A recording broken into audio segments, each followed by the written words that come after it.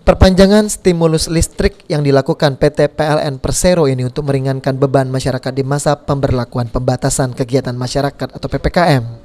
Bantuan ini merupakan salah satu upaya mempercepat pemulihan ekonomi nasional sekaligus wujud kehadiran negara dalam meringankan beban masyarakat akibat pandemi COVID-19.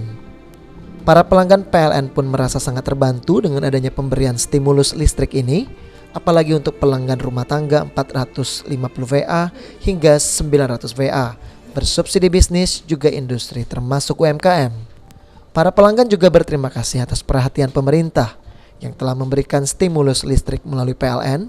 Pasalnya pandemi COVID-19 memberikan dampak luar biasa bagi ekonomi, sehingga dengan stimulus listrik ini beban mereka sedikit berkurang. Ya, agak berkurang lah. Biasanya kalau kita kan normal sekolah kayak baju sekolah, ini sudah laku, udah tidak kayak kemarin-kemarin. Kamu lebaran ini saya bapak sendiri yang lihat, biar satu orang masuk yang tidak ada. Tidak ada. Penghasilan berkurang, aktivitas kita keluar terbatas lah, nggak bisa kayak dulu.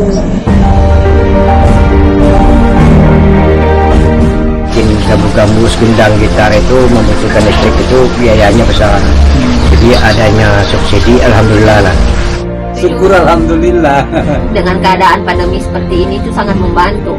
50% bisa untuk yang lain.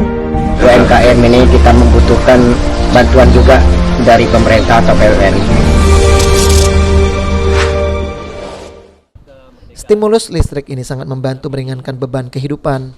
Pelanggan berterima kasih banyak karena sudah mendapatkan subsidi. Mereka berharap stimulus diperpanjang agar lebih membantu, karena mereka bisa menyisihkan untuk hal lain yang lebih penting. Selain itu, PLN dapat terus memberikan pelayanan dan mendengarkan keluhan masyarakat, terutama pedagang-pedagang kecil. Masih banyak apresiasi yang datang dari penerima manfaat stimulus listrik.